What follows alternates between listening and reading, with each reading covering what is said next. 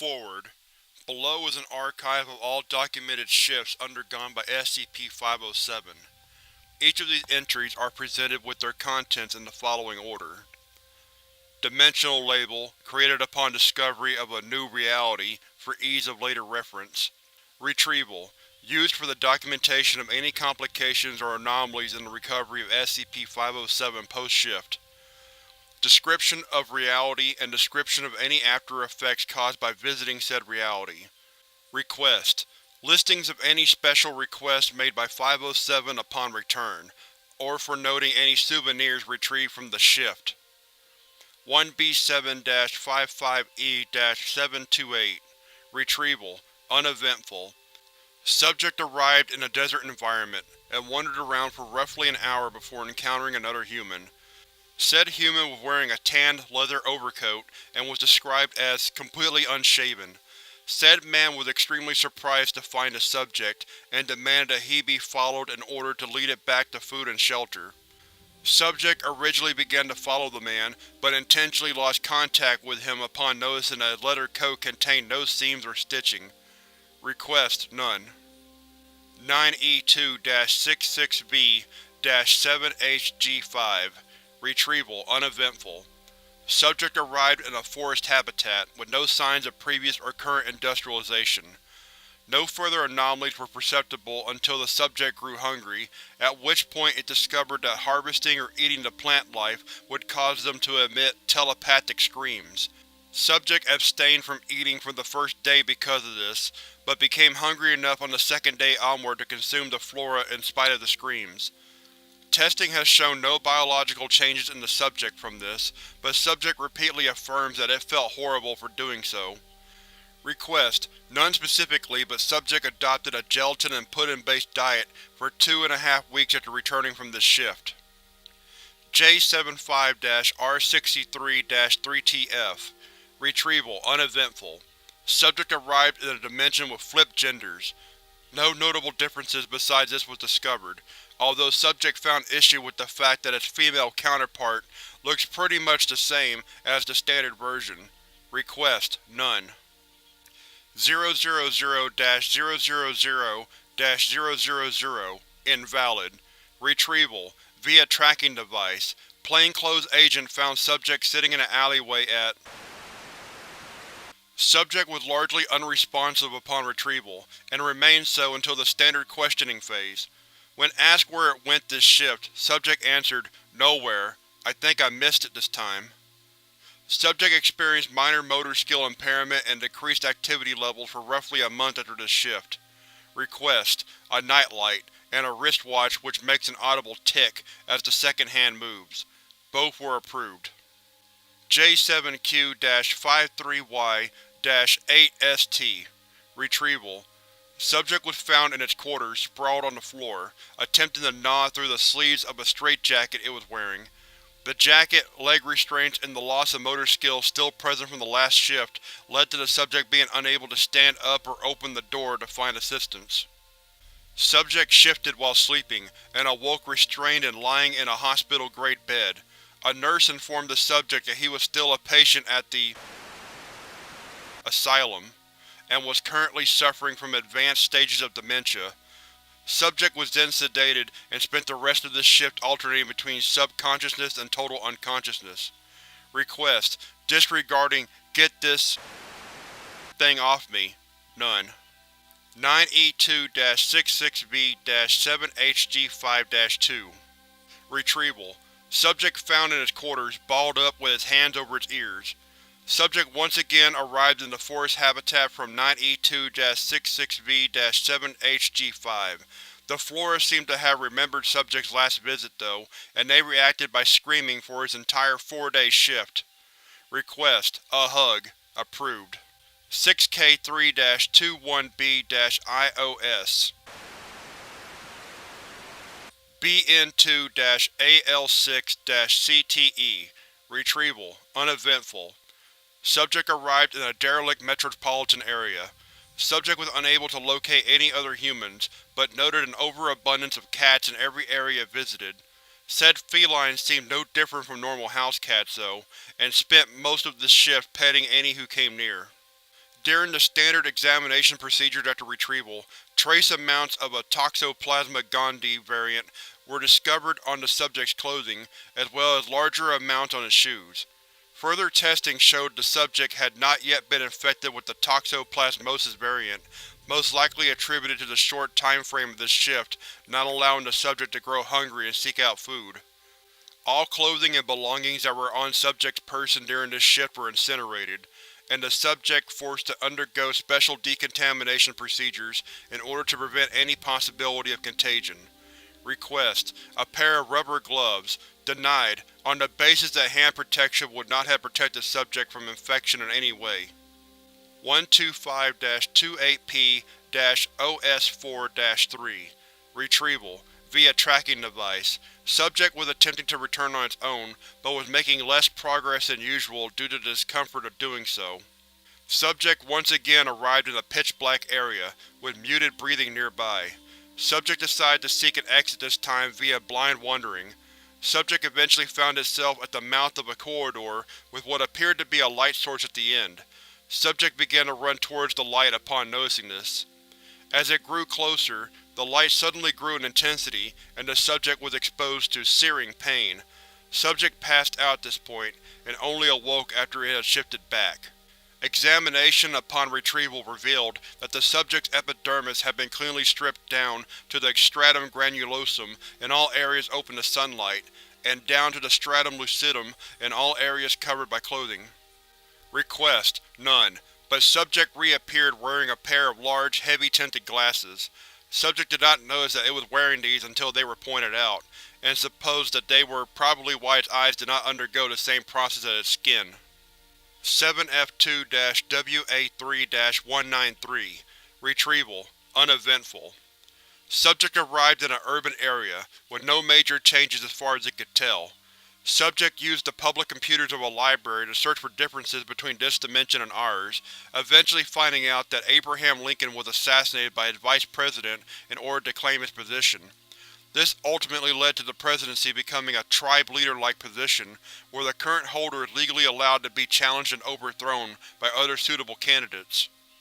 Subject noted, with great surprise, that this change did not do much to alter the times that most major presidents took and held the office.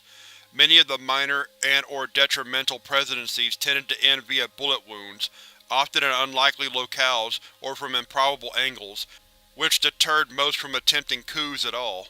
Request: none. WS6-ECU-83D Retrieval uneventful. Subject arrived at the mouth of a cave, surrounded by almost unbearable heat. Subject walked outside the cave for further investigation, to find that the area around it was a baked wasteland. Most of the heat appeared to emanate from two suns in the sky. The subject could not decide whether they were extremely large or extremely close to the planet. Upon further examination, the suns blinked and turned away, taking the heat with them. Subject spent rest of this shift as far back in the cave as possible. Request: none. Q56-DRU-865 Retrieval. Subject found in the cafeteria, masticating on what appeared to be. Upon containment of. Subject uttered the words, "more, more, more," before losing unconsciousness. Subject regained consciousness 2 hours later, expressing a strong desire for pudding. When questioned, subject claimed to see the biggest mound of pudding ever when questioned as to why it was masticating on. Upon arrival, subject claimed to be eating a glob of pudding at the time. Subject reported seeing rolling around the hallways. Hallucinations passed within 24 hours. Request: pudding. Request granted. F24-9S6-33C Retrieval. Subject found in Service Tunnel 6R3BK without original equipment. Subject was wearing a simple uniform with a similar design to the current Foundation D-Class uniform. Subject shifted while dining in the cafeteria. Destination Dimension had an analog to the Foundation, with the facility in the same location, although internal layout had significant differences. Security responded to subject as an intruder and detained it immediately. During this process, the subject was imprisoned and stripped of all equipment, including tracking device. For remainder of shift, subject underwent repeated questioning. The Foundation analog refused to accept subject's explanation of dimension hopping. Information gleaned from post-shift debriefing indicates that F24-9S6-33C has a Foundation analog in the Society for Containment of the Paranormal. This analog has a strong British influence, and is opposed by the Covert Occult Group and Church of the Mending God. Further details remain unclear as the Society refused to answer the subject's questions and only slipped details by assuming it knew them already. Request: replacement equipment. Request granted. 4GT-F1Q-H17. Retrieval: subject was found by the cafeteria kitchen staff of Site. Drenched, covered in mud, and suffering from severe hypothermia. Subject arrived in what appeared to be a large field during a rainstorm. Subject attempted to find shelter from the rain, but found none, remaining in the rain for the entire shift. After an unknown length of time, the subject reported seeing entities in the distance. Although the heavy rain obscured the subject from obtaining a detailed report of their appearances, the subject described them as being vaguely humanoid in shape. The entities began to slowly move towards the subject from all directions. Near the end of the shift, the subject reported hearing labored breathing from the nearest entities. Request: a set of warm clothing. Approved. 2AW-9U2-E5T. Retrieval: uneventful. Subject arrived in mid-air, falling from an outdoor environment into a subterranean body of water at the bottom of a large cavern.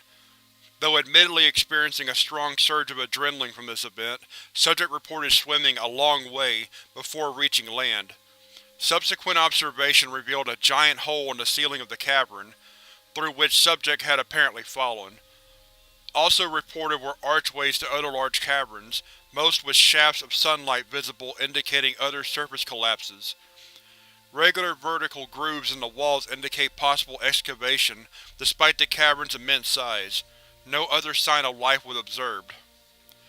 Before returning, subject realized that the possibility of shifting back to our reality so far underground might cause it to be displaced in solid rock, and spent its remaining time frantically searching for a way back to the surface. When subject succeeded, it discovered that the sinkholes were much more widespread than what had been visible from below ground. Request: diving lessons. Denied. 2UU-5I9-Q3D. Retrieval: upon seeing Foundation personnel in, subject approached them and requested to be recontained, showing knowledge of SCPs that were of Level 3 clearance. The length of time the subject was absent from our reality was notable, being roughly 3 months in length. However, during this time, it made several notable discoveries, including several SCPs uncontained by our reality's SCP Foundation, but contained by Universe 2UU-5I9-Q3D's equivalent. These SCPs have now been contained. Through this 3-month time frame, the subject managed to become a member of 2UU-5I9-Q3D's SCP Foundation equivalent, working its way up the ranks far faster than would have been anticipated, assuming it had been a member of Foundation personnel on the same day. At the time of its return, he was apparently in the field, working to contain 2UU-5I9-Q3D's equivalent of SCP. Curiously, our Foundation has sent out a task force for precisely the same reason, on the same day. Further links between Universe 2UU-5I9-Q3D and our reality are being investigated. Request: to be made a member of Site personnel. Denied. 3JT-3MD-DIG. Retrieval: subject retrieved via implanted tracker. Medevac required to Site. Subject was immobile upon retrieval due to greatly increased body mass, measured at kilograms. Lead researcher approved emergency use of SCP-394 to keep it alive in order to obtain a report. Upon recovery, subject reported being surrounded by really big creatures resembling They quickly trapped him in a transparent container. It was then transported an unknown distance to a shiny surface, whereupon the creatures began to observe him. After approximately 1 day, tubes were inserted into unknown fluid which was not found upon examination. Subject reported that the tubes were removed shortly before the shift, and it observed approaching it, presumably for the purpose of extraction. Request: services of a personal trainer. Dr. has agreed to let the subject borrow her workout tapes. Subject now displays a strong aversion to pudding. 9J3-Y6X-GTY. Retrieval: the subject was found hanging from his ankles in a tree on site. Subject was partially encased in insulated reflective titanium armor upon retrieval. The subject described the world it had arrived in as extra shiny, and stated that it was apprehended by law enforcement officials upon arrival. After being apprehended, the subject was transported to a nearby manufacturing facility and placed upside down on an assembly line where a series of metal sheets were shaped and cut to fit its body. It briefly had time to ask what was going on and was informed that the radiation from the sun was extremely dangerous and titanium reflective suits were required by law to prevent thermal radiation damage to any person or structure. Request: sunscreen and an eye exam. Granted. 52J-079-3GH. Retrieval: via tracking device. Subject was found inside a padlocked metal shed behind an abandoned house on the outskirts of. Subject arrived in a small room housing several dried corpses. Besides said corpses, the room was mostly bare. The only things Subject noted were a single paneless window and a light fixture on the ceiling which occasionally flickered. Subject attempted to rise to his feet, but had difficulty doing so due to repeated and unpredictable surges of motion. Subject eventually made its way to the window, at which point it discovered that its room was actually a container suspended in mid-air by a large chain. Subject watched as similar containers passed by him, and as it passed by others, via a complex web of rails above it which the chains were attached to. Subject could see nothing besides this but darkness in all directions. Subject then tried to wait out its time in this dimension by falling asleep, but found it difficult due to a newly discovered quality of the corpses. During moments of darkness caused by flickering, the corpses rearranged themselves into poses which would be logical for living people during that particular moment. If the subject was looking out the window, the corpses would be crowded around him in an attempt to get a better view. If the subject was sitting, they would also be seated in a pattern to form a full circle. If the subject attempted to reach the light fixture, they would act as a support, seem to be in the process of pushing him upwards, etc. Request: none. The area which the subject exited, though, has been cordoned off and is currently under surveillance. If no evidence of Foundation-worthy phenomenon has been experienced by, an anonymous tip will be sent to local law enforcement agencies so that they can discover the crime scene and take appropriate investigative actions on their own. YTF-5N2-Q00. Retrieval: uneventful. Subject arrived in a crowded casino-like area. Subject noticed the only type of machine available was something similar to slots, but they apparently required no money to play and gave out nothing upon a win. Upon actually sitting down in front of one and trying it, the subject discovered that the machine dispensed a small slip of paper with writing on it upon every pull of the lever and spin of the symbols it displayed. Subject could discern no real pattern to what symbol would produce what type of note, but wrote down a list of its attempts and what it received from each just in case. Jewel Crescent Claw. If given a slice of death, could you tell how large it was? Hammer Crescent Crescent. A poor base leads to rush patch jobs.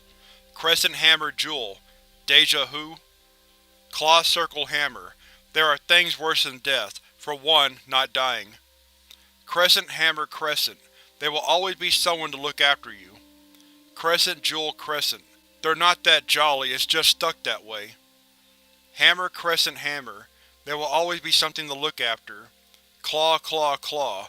The future's looking bright. Request none. FN3-05P-KHC. Retrieval: uneventful. Subject appeared in a white corridor, with steel doors lining both walls. Each door had a keypad, a small speaker system, and a clipboard containing forms written in undecipherable characters. As the subject approached one door to examine said clipboard, the door's attached speaker turned on and began to address it. Subject was informed that the voice belonged to the person locked behind that specific door, and that he was wrongfully imprisoned, then left to die. The prisoner then pleaded with the subject to release him from his cell. Subject jokingly replied that he would free the prisoner if he promised not to stab the subject upon release. There was roughly a 7-second pause before the prisoner asked what stabbing was.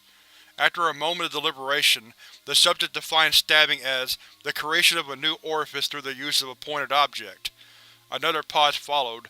The prisoner eventually affirmed that he would not stab the subject because all of his objects were very blunt.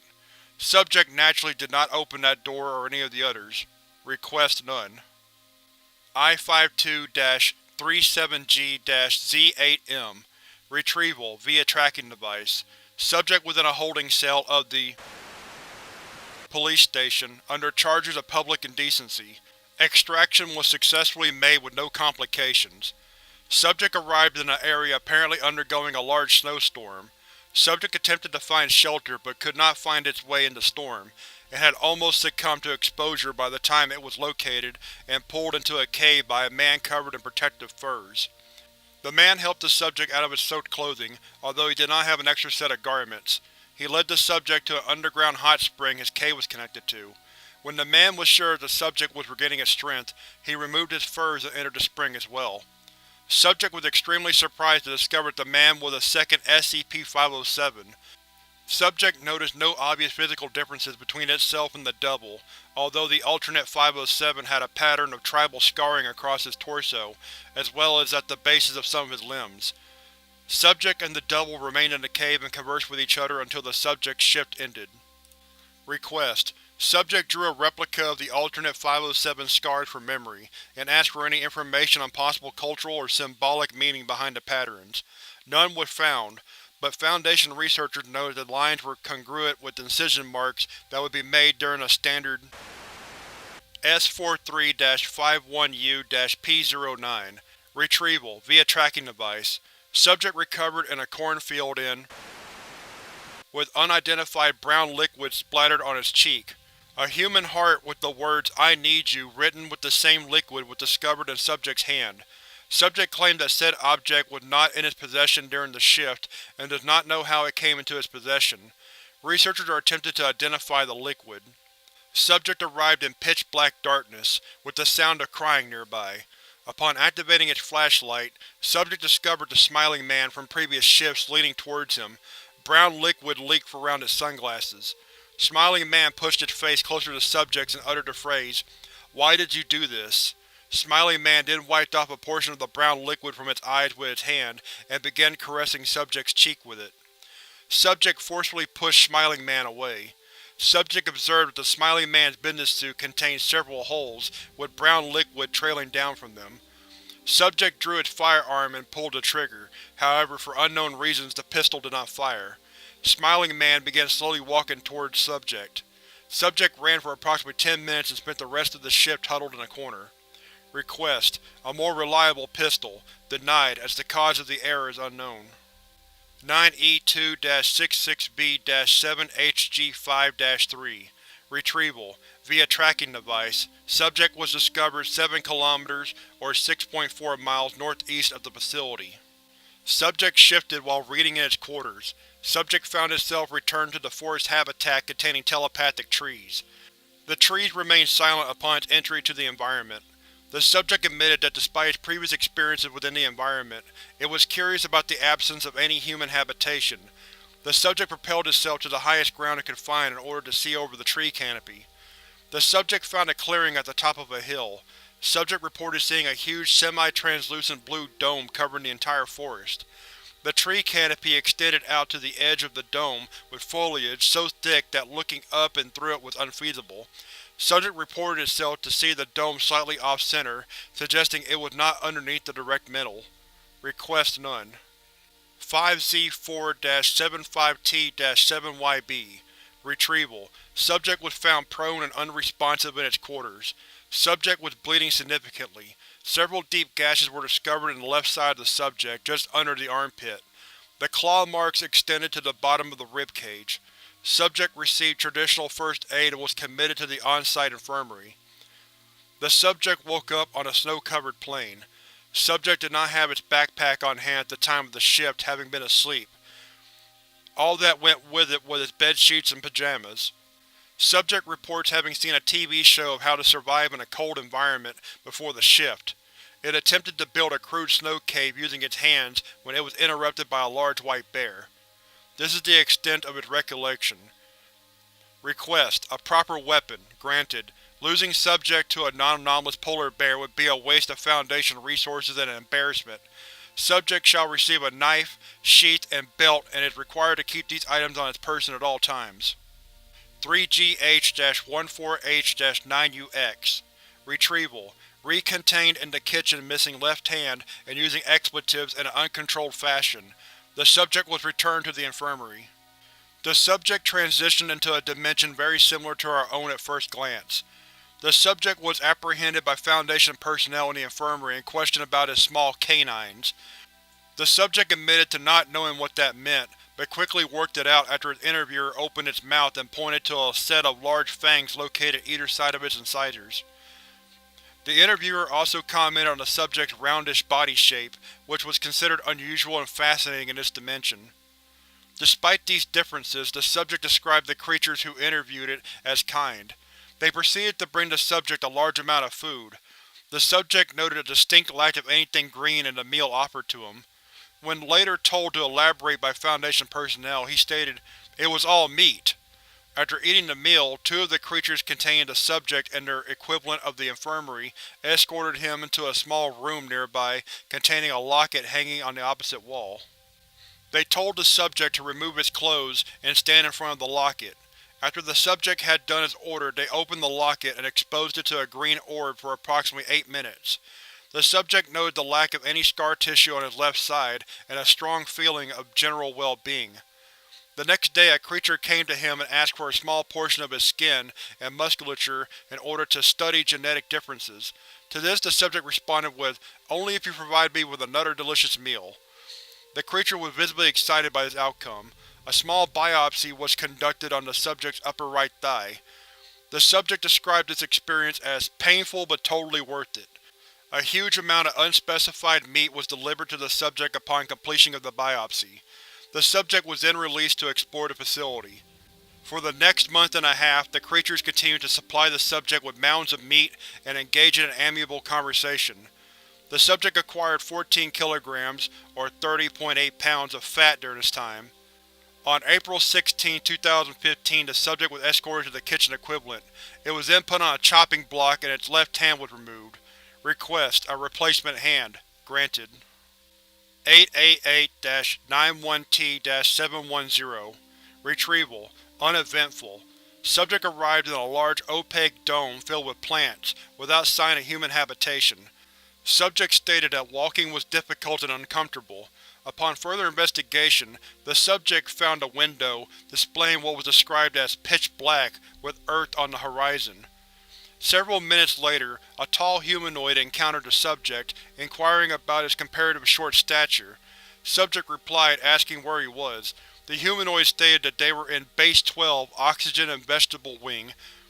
Subject asked what Earth was doing in the sky. Humanoid appeared puzzled and responded, "That is the moon," gesturing to Earth.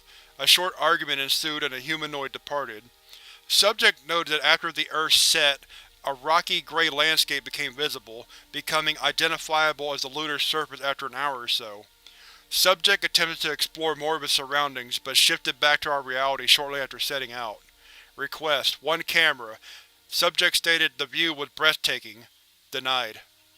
7J0-175-35X Retrieval: Subject was recontained on the roof of the facility, after having fallen approximately 5 meters.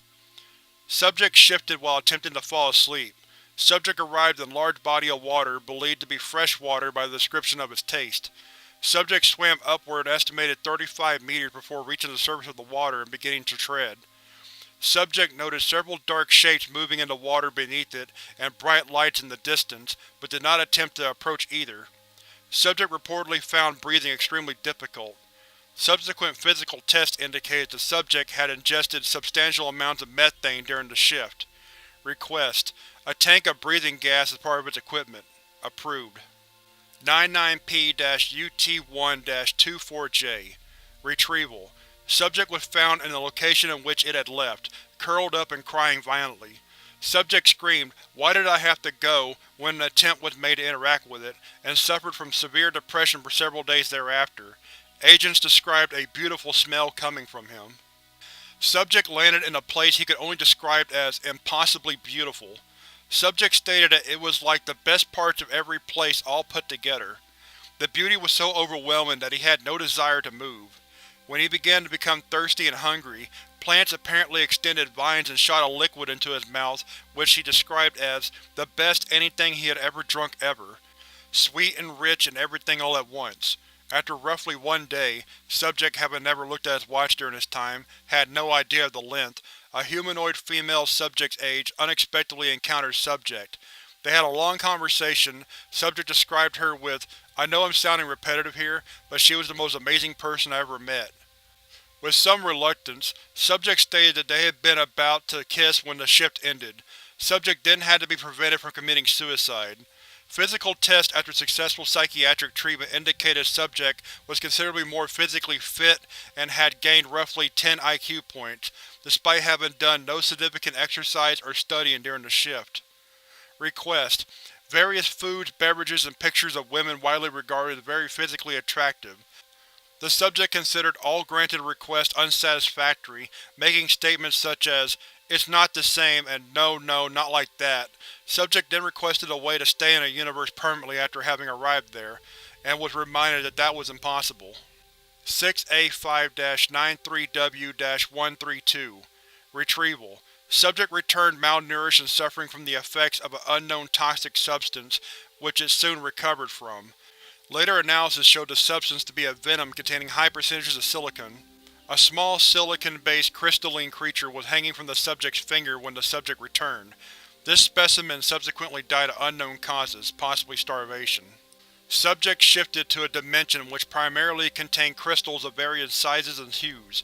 The sun was described by the subject as smaller and bluer than ours. The ground was covered in sand, also of various dull colors. The subject noted that many of the larger crystals were moving slowly and appeared to be alive. It also saw smaller creatures which scuttled around quite rapidly, and seemed to be composed of crystal. The subject spent some time searching for water, which it found. It noted that there seemed to be considerably more of the smaller crystalline animals near the water. Shortly before the subject returned, it was attacked by one of the small creatures. The subject described both the larger and smaller creatures as both looking and behaving similarly to crustaceans. Request: food and water that doesn't taste like sand. Granted. 7XJ-HG5-77B. Retrieval: subject reappeared in its quarters, highly agitated.